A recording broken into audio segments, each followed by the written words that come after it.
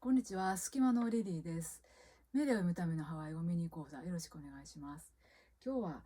ナーナイケクム、この本の紹介をしてみたいと思います。この本は、ハワイアンディクショナリーを編纂されたことでも有名なメアリー・カベナー・プクイさんほか数名で作られた本なんですけれども、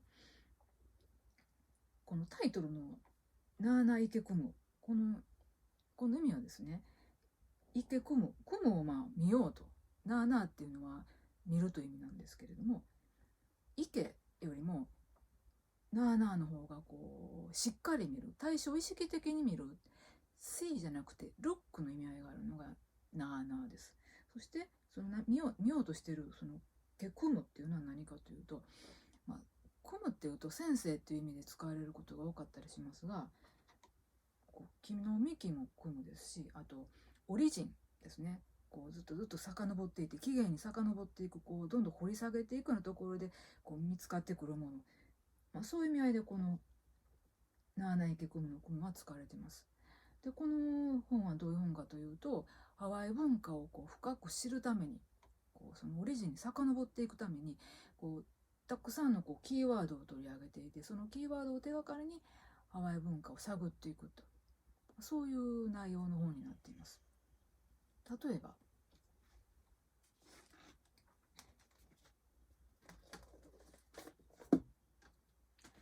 アウマクア、こういうキーワードが取り上げられてたりとかするんですけれども、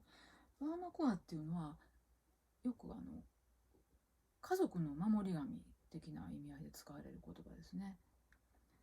家族によってサメが守りアウマクアであったり、カメがアウマクアであったり、フクロウがアウマクアであったり、そういう自然の生き物であることが多いですけども、このアウマクアにマクアっていう言葉が含まれてたりするんですね。マクアっていうのはどういう意味合いかというと、マクワカーネというとお父さんですし、マクワヒネというとお母さんだったりしますが、お父さんお母さん世代のことをマクワと言います。どうして青マクワにマクワが含まれているのか。マクワに限らず自分より上の世代の人っていうのはどんどん先に亡くなっていきますよね。祖父母、その前の世代でずっと遡って先祖っていうのはずっと連綿と続いていて、私がいるっていう、そういうつながりが感じられる言葉なんですね。ずっと亡くなっていった人たち、もう名前もわからない、そういう先祖が今生きている私たちを守ってくれていると、そういう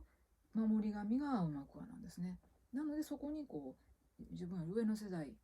のマクワが含まれているっていうのもそういう意味合いだということなんですね。で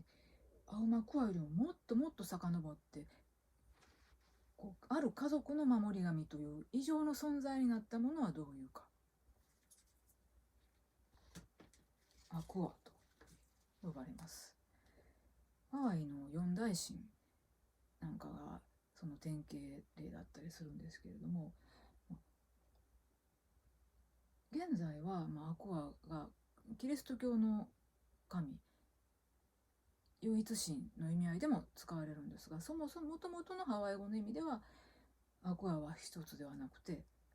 複数ありますし、複数という以上にも無数にあったりもします。ナーキニアクア、こういう使い方がされたりもするんですね。このキニっていうのはたくさんっていう以上に無数の、もう数えられない無数のっていう意味合いがあります。なのでナーキニアクアというと、例えば森にたくさんの生き物が存在しますよね。森の生みたいなのは一つじゃないですよね。そういう無数のエネルギーを感じる、その森の生っていうのはナーキニアクア、そんな風に表現されたりもします。ですのでアクアといっても